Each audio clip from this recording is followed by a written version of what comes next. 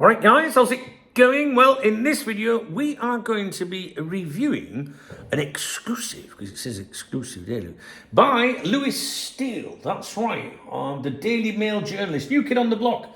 Likeable lad, I think. I don't have anything against him, but he's just one of those, safe journalists, if you like, at the moment. Maybe one day he'll be a Paul Joyce. Liverpool January transfer briefing. Oh, this sounds exciting. Why Reds are still hopeful in Antoine Semenyo chase, latest twist in Mark Gay pursuit, and the four other centre-backs they're looking at, all right? Now, I've got to be careful, right? Because the other day this happened. Steele is now following you. I don't know where he's following me, but I've got to be careful. Nah, it's all good and fun. I don't have a problem with Steele. Or any journalist out there, to be honest with you. But what we do is we analyse these articles to see if there really is exclusive content in them. Now, what I will do, I think the majority of this video, in all fairness, is going to be analysis by Dave. Right? Now, Dave is my AI assistant that's been trained for a very long time, well over a year now, to analyse football news articles, the journalists that write them, and the publications and outlets that push them on us, all right? So Dave will give his analysis and summary of what's in this article for you. Now, I can't read it word to word for you, all right? Let me just adjust that so you can get it in. I can't read it word to word for you, and it's behind a paywall. Now, articles behind a paywall at the Mail, the Athletic, the Times, it is possible to access all of them without a paid subscription, but I can't tell you how to do that. You know what I'm saying? I can't tell you how to do that. But it is possible. There is at least one website out there where you paste the URL in and it opens these articles up for you. Personally, I pay for content I like. Okay, so the Times, the Athletic, I pay for them. I have genuine subscriptions to them, even though you can circumvene them. Anyway, so there's a lot of helpful people in the comments on my videos, I think. So what can we tell you about this article? Well, I've told you what the headline is. It's a very long article. Who is Steele and what is this column? This is not me. This is Dave. I'm going to read to you what Dave believes, and I will provide my thoughts and opinion as we go through it. So Dave basically says Steele is a Daily Mail plus Liverpool correspondent, primarily responsible for Liverpool Confidential and transfer briefings. His role is less about breaking first-hand news and more about providing regular Liverpool content for Mail Plus subscribers, packaged as insider access, Q&As, and exclusives. This is important context. Mail Plus is paywalled, pay-per-view style content. Steele isn't judged on accuracy, he's judged on whether his articles feel worth paying for.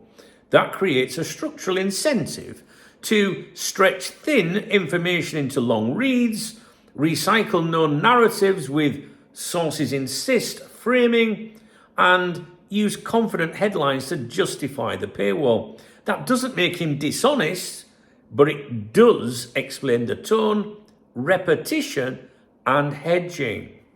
So Dave wants you to know that the key points in this article are as follows. Let's see if we agree with them or can offer opinion on them. Liverpool need at least two players, a forward and a centre-back. I would agree with Steele on that. Antoine Semenyo remains a live target despite City links. Bearing in mind this is dated 2 days ago.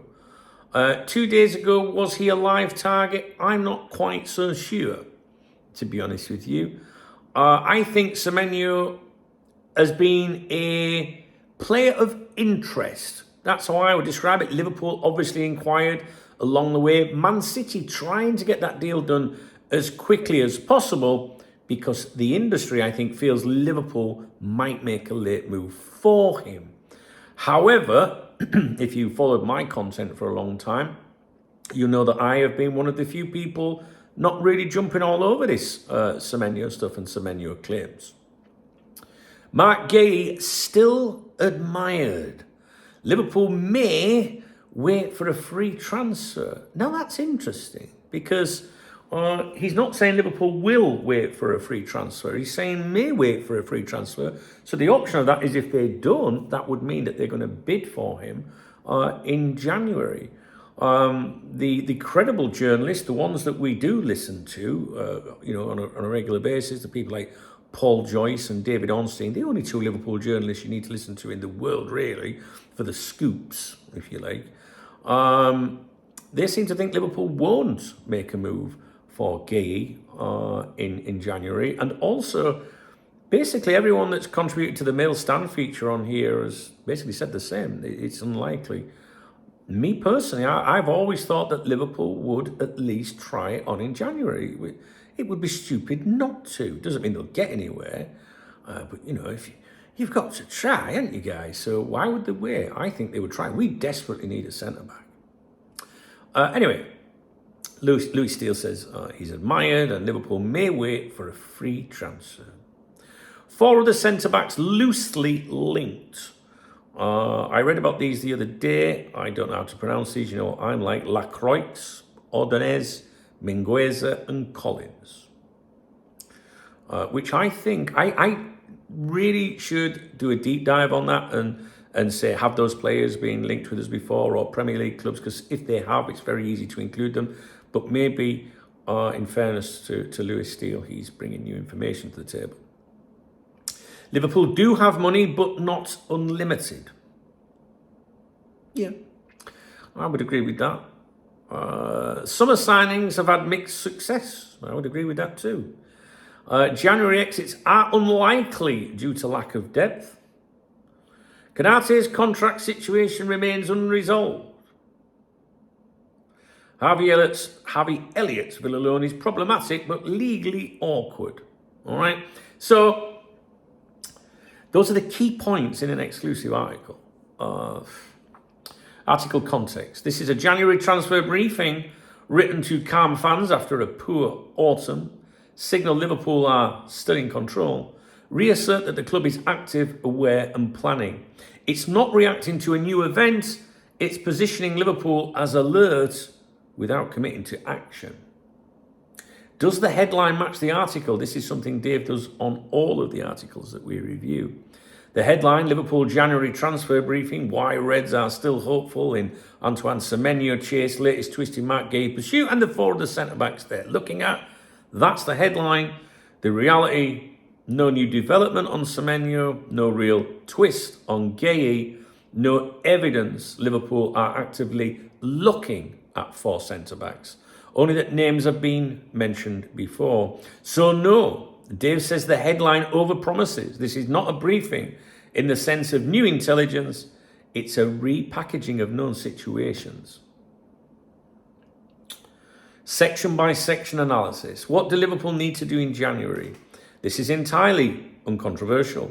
Injuries exist, depth is thin, Konaté contract unresolved, Van Dijk aging, Salah off form. Nothing here is new. Steele even acknowledges it sounds stupid after £450 million spent, which quietly undercuts the point. This is fan consensus, not reporting. Do they have money to spend? Again, agreed by everyone. PSR fine, summer spend offset by sales, a few additions possible. This is accountancy reassurance, not a transfer update. The Gay £35 million year miss is already well known. Who are they targeting? Well, Semenyo is mentioned here. This is the main hook of the article, and it's still speculative. Key phrases, sources insist, may be ready to pounce, do not rule out if they get encouragement from the player. Sources insist, do not rule out irregulars in this kind of content. Translation, Liverpool like him, they have liked him, they may like him again.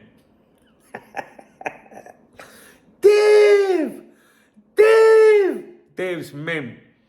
There is no bid, no contact, no timeline. The City angle does the work here. Liverpool are framed as the rival, even though nothing has moved. Okay, Mark Gay, important clarification. Yes, he did have that medical, that matters.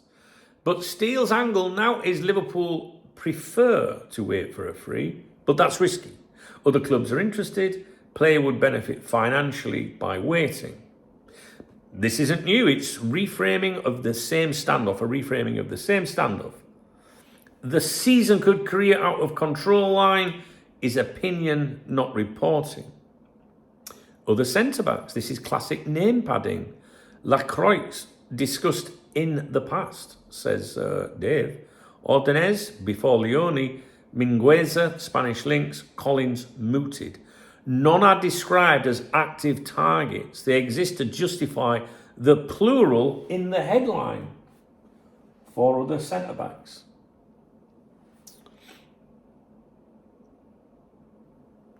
How have their summer signings fared? This is actually one of the more honest sections. Praise for Ekitike is fair, absolutely. Wirtz, slow start but improving, standard narrative. Kirkes and Frimpong, cautiously positive. Mamadashvili, contextualised. Isak season described as a write-off so far. Leone injury acknowledged. No issues here, but again, analysis, not news. Who might leave? Mostly logistics and FIFA rules. McConnell recall complicated. Gomez interest blocked by lack of replacement. Kanate free agent eligibility noted, already public. Elliott loan clause explained again. Youth loans speculated. This is administrative housekeeping, not transfer reporting. I don't think Dave's impressed so far. One of the questions I always ask Dave, he's been trained to do this, I don't have to ask him each time I submit an article to him, is are there holes, weaknesses or get outs? We do that with every single journalist, every Twitter twat, whatever. He says, yes, there are several. Semenyo still keen with no evidence of action. Gay prefer to wait, but also can't afford to wait, is in the article. Money exists, but spending not guaranteed. Many players mentioned without commitment. Everything is framed, so Steele can later say this was always fluid. This is maximum flexibility journalism. Is there any real news here in this exclusive pay-per-view content? Honestly, very little. The only genuinely useful confirmations are Liverpool are financially fine. They still like Semenyo. Kanate talks unresolved. Elliott's situation remains awkward. All things we know. Everything else is context, padding and opinion. In summary, this is a January mood setter, not a briefing at all. It reassures fans that Liverpool are alert, solvent and aware without committing to anything measurable. Analysis. Louis Steele does what he often does here. Aggregates known information, adds source-flavoured phrasing, frames it as insider clarity. For Mail Plus subscribers, it feels exclusive. For informed fans, it's mostly Liverpool common knowledge. This exclusive is like being told Liverpool are thinking about thinking. Names are floated, risks are acknowledged, options are kept open, but nothing actually moves. It's not misleading, but it is carefully non-committal. And thank you, Dave. I appreciate you. To be honest with you, I find it very disappointing because Louis Steele is one of the only journalists I can really think of that actually does like a proper roundup each week and takes the time to answer, mailbag, like does questions and things like that. I'm not saying that that's really interesting or anything, but I don't see a lot of that. You do see like Ornstein doing the occasional, roundup kind of thing, but he's multi-club. You get James Pearce occasionally do a question and answers thing, but I find, how do these journalists in that Liverpool clique answer, questions that they don't know the answers to? So I don't know if Louis Steele is held back by the Mail. I don't know how it works, I don't know, because he seems a real likable lad. I do think that. And I don't know. I just feel like if he wrote like a weekly blog, for example, for himself on his own domain name, it would probably be interesting because, a lot of fans are not, well informed like we are, right? If you're watching this video, you're probably die-hard Liverpool fan because you're sitting through 15 minutes of shite so far with me, right? But if you're a casual fan, jumping around, wanting to know what's going on at the club, then that's probably an interesting read. But if you already know these things, it's difficult for us, isn't it, to go, well, that justifies calling it an exclusive because everything in it we know. Do you know what I mean? But I can't help but think that he'd be good doing his own shit away from this, but that's, I don't know. I honestly don't know. They obviously, Dave has explained to us before how this works, that they just want content. They're not bothered about accuracy, they just want content to justify charging people. I don't know what the cost of this is. First month free, then $1.99 a month. Unlimited access to the Daily Mail, 80% fewer ads on the web. Fuck off, I want 0 ads. Over 850 exclusive articles every month across the whole platform. 25 plus daily premium puzzles. And you can cancel any time, that's nice. $1.99 a month to the Daily Mail in general, maybe that's not too bad, if you're a race. But, it's...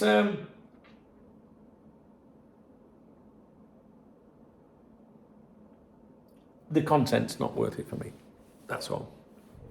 But I think that when I review these articles, I think people think that I'm deliberately trying to be mean about someone. I'm not. If I saw Louis Steele and he was in a bad had a drink, we can't help what it is. Do you know what I mean?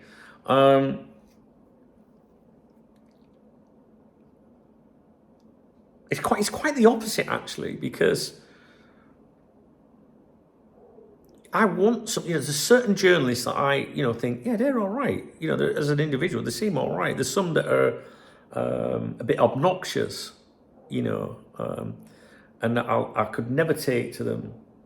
But Louis Steele is new kid on the block, I think, what people would say. He's an up-and-coming young journo. But it's just not for me, do you know what I mean? But one day maybe it will be. One day maybe it will be. Anyway, I'm going to leave it there. That's Dave's analysis. I agree with most of it, to be honest with you. There's 20 comments. I'd love to know what the comments are, but there you go. Okay, I'm going to leave that with you. I've got a live stream coming up, so I've got to go. All right, guys, let me know what you think of the exclusive. Is there anything in there that you thought was, groundbreaking? Is there anything in there that you thought, oh, I didn't know that? Let me know what you think. All right, guys. Lewis, if you're watching, Merry Christmas, Happy New Year, my man. Okay, guys. Dave, are you going to say Merry Christmas? No? Okay. He takes no prisoners, Dave. If you enjoyed this video, please thumbs up the video. Please drop me a comment. If you want to support my channel, there's a love heart under the video. Super thanks. Helps the channel a great deal. And there's links in the video description to support me. 3 links, which is the equivalent of buying me a beer, those ones, to be honest, especially the Revolut. Revolut is my beer kitty for once a week. But it doesn't cost anything to thumbs up and leave a comment. All right, guys, take it easy.